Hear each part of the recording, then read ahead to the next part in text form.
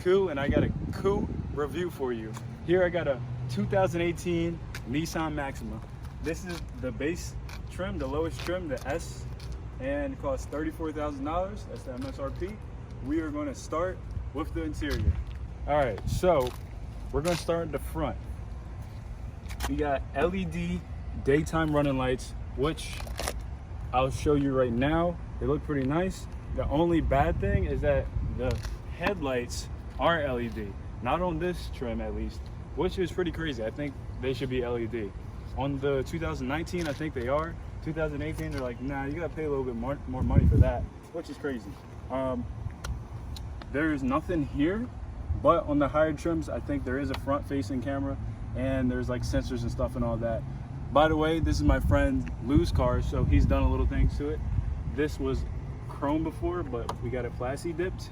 But overall, I think the front looks pretty nice. Also has fog lights, which you don't see that much anymore, but it does have that. The rims are pretty nice. So these were also chrome before, but now they're plasti dipped. The tires, these tires are actually pretty good. They're 245s, so not bad for this. It's a front wheel drive car, which is but if you come in close, you can see, where is it at? Right here, it says 4DSC, which means 4-door sports car. This is supposed to be a 4-door sports car. Let's come to the side. As you can see, I like these body lines right here. Droops down, very nice. This thing's nice and shiny. Just took it to the car wash. Got chrome door handles, chrome right here. No chrome up here, which is kind of strange. But anyway, this has Nissan has their floating roof design. It's kind of hard to see because this car is black, but they make this like look like the roof is floating. Anyway, we'll go to the back. So the back, I'm pretty sure the back taillights are not LED, but while they're off, not bad. Like I said, he's done a little things to it, so there's no badges here, but it would say Maxima S Nissan logo. If we look at the exhaust tips, oval guys, I'm pretty sure that stays standard on all trims, but we'll play you a clip of the exhaust right now.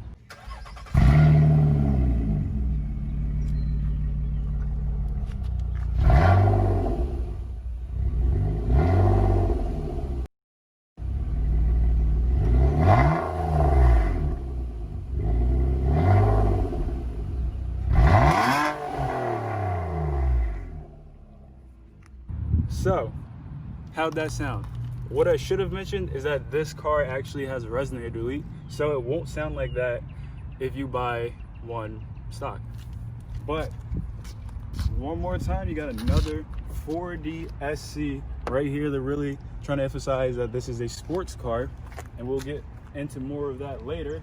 But overall, pretty nice looking car. Let's get into the interior. All right, so we can look at this door. As you can see, it has nice, I don't know what they call this, but it's a nice accent here. It's a little diamond pattern. You can also see this, it goes throughout the whole car, which we'll get into more later. I like the trim around the vents, and you got leather right here, pretty soft, hard touch plastic. He has some lights that shine the Nissan logo on the ground, but you won't get that stock. Auto up down for the front windows, and a little bit of gloss black here, but it's like shiny, sparkly rather. Anyway, let's hop into the back seat. Also, it doesn't come with tinted windows, if you thought. Here in the back seat, we got a decent amount of room. I'm like 5'11" and a half, almost 6 foot. If you're 6 foot, you're gonna have some head room issues, but this is pretty far up. I got a nice amount of leg room. If I was sitting behind myself, it would be a little tight, but this is a mid-size sedan, so you get what you pay for. If you want something bigger, get an SUV, I guess. I don't know. The passenger seats have 4-way. I think this is 4-way, you consider it, and they're automatic or electric, so that's nice. Don't see that on every car. Nice Maxima. door sill. I don't know what that's called. You got that though. And now we're gonna go to the driver's seat. All right, so we're here in the driver's seat. As you can see, we have a steering wheel and it's flat bottom. How cool. Like I was talking about, you have this accent that goes around the whole thing. Center console is tilted towards the driver a little bit, make it more driver focused. You got a 3,500 speed CVT transmission. Got two cup holders, pretty nice. Got this little cave here. It's pretty deep. You can fit like something big in there. And an aux. You got coin holders here, which is nice. Pretty deep. What do you call these? It's pretty deep. I'll get better over time, guys. Don't worry. I don't know the names of everything yet. You got this little scroll wheel right here, and it feels good. And it controls this. And you got menu, back, map, whatever. Normal, sport mode. We'll get into that later. You got some controls on the steering wheel for your volume, cruise control, and to control this right here. So let's talk about this. Pretty sure this is called a dash, but I call this a dash too. Weird anyway. I like this little chrome piece that goes over the top. Looks pretty cool. Got your tach, speedometer, nothing too fancy. Screen's probably about 6 inches. You have plenty of things to go through in here, and you can change the color of your car too, I think, which is pretty cool. No automatic windshield wipers, which is annoying. But what's weird is if you come in closer, you can see this has a camera button, right? You click the camera button, this is the thing that pops up. Not the reverse camera. Only see that when you put in reverse, which is weird. I don't know if the higher trim has 360 cameras, but I feel like that's what, if it did, you would click that and it would work. You got your climate control buttons all right here, and that's good. We don't want any screen stuff because that can be annoying. And speaker system sounds pretty good. Not the best, but I think there is a higher or more premium audio system in the higher trims. But that's pretty much it. You got same 4-way on this seat. Kind of weird. Expected like a 6-way maybe. And yeah, that's pretty much it for the driver's side. So let's go look under the hood and see what this car is making. All right, so hood pops up, it's got hydraulics. I like that. We got this classic VQ V6 engine, 3.5 liters. Makes 300 horsepower and like 264 pound-feet of torque. I could be wrong, but I'm pretty sure it does. There you got a battery. No one cares. Let's go to the trunk, see how much space is back there. Oh, almost broke it.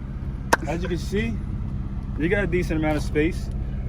The seats up there split 60-40, which is nice if you need it. Got a little cargo net here.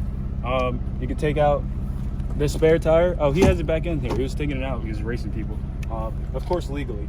And yeah, I mean, I'm sure this is competitive with the rest of the market, but I would have no problems with this trunk.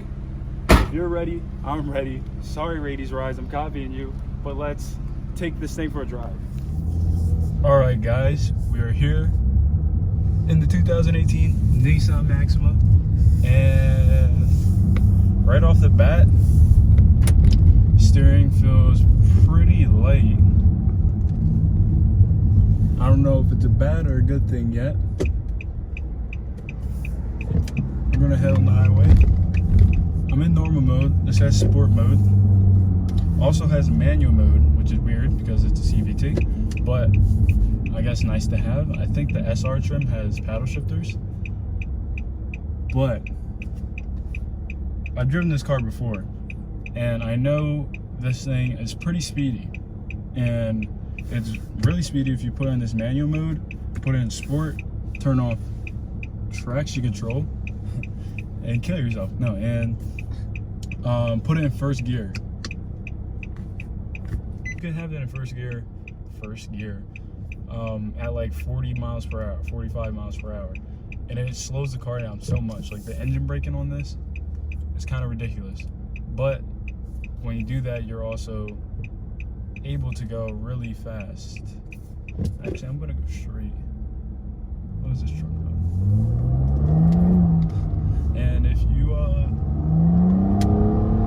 floor it from a dead stop, I'm pretty sure the wheels spin. You can definitely launch it and the wheels will spin. So if you put some sticky tires on here, this thing will move. And if it was my car, I probably would do it. But like I was saying, this car is pretty fast, and I think all-wheel drive would really, they should have an all-wheel drive option for this car. They have it for the Ultima, but not for this, which I don't get. It definitely deserves it. Definitely should at least be an option. And it handles pretty well, so I'm gonna make this turn right here.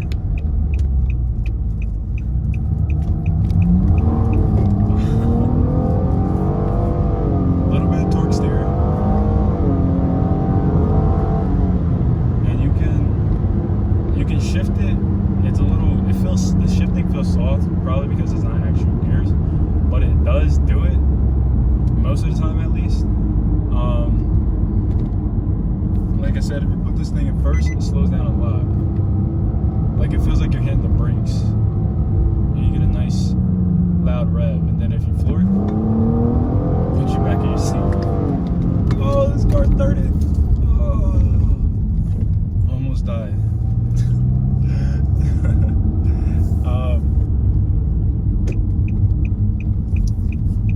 I wouldn't mind taking this on the track, to be honest, especially if I got some better tires on here.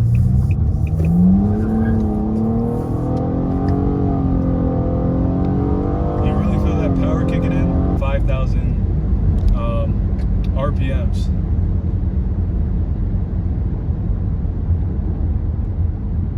We're gonna give you guys a nice launch real quick. I should have probably started these at the same time and recorded, because that's gonna be annoying to like sync up. All right, you guys ready?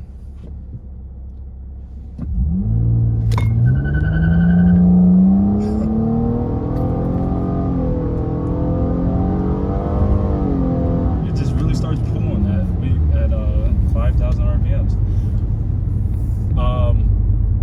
I don't know what Nissan is planning to do with the Maxima in the future. I don't know if they're going to give it a different engine or what. But I think in the 2023, let's say they refresh it then, they should definitely add, whenever they refresh the model, they need to add all-wheel drive as the option. This isn't the SR, so I don't know if the SR has better tires or wider tires, but it needs to be able to put down the power. If they get all-wheel drive, torque steer won't be really, it shouldn't be an issue. And I think that's it. Like, it has enough power. It's just a matter of putting it down. If you want something faster, you would get a different car, honestly. But what they might do is they might just add a turbo to this. I don't think they should do a turbo 4. They have that on the Ultima. It would save the money if they just put that in here and like tuned it to make it a little bit faster. But they definitely, they also could probably, see, it's so weird when it shifts by itself, because I know it's like fake shifting, like it doesn't need to shift. How about we talk about how this competes with other cars? So for $34,000 you can get a Mazda 6 Signature, my car. One thing that this car doesn't have that the Mazda 6 has is all the little features. So it doesn't have lane keep assist, doesn't have smart cruise control, doesn't have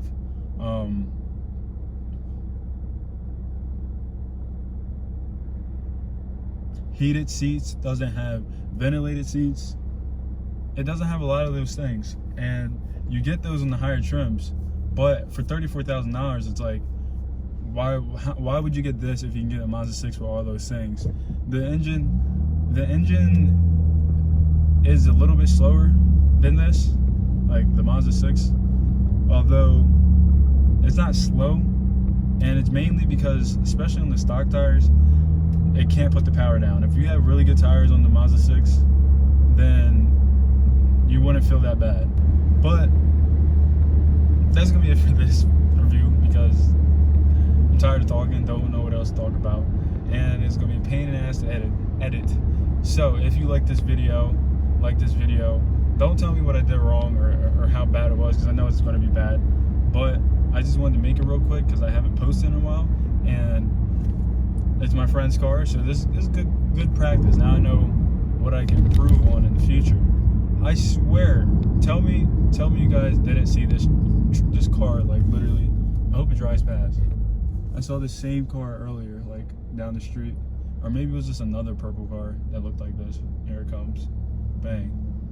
That might be the same, but I don't know. I don't know how he got over here. Maybe, oh, he went straight and made it right. Anyway, drop a like, drop a subscribe, hit that comment button, and dislike the video. Peace.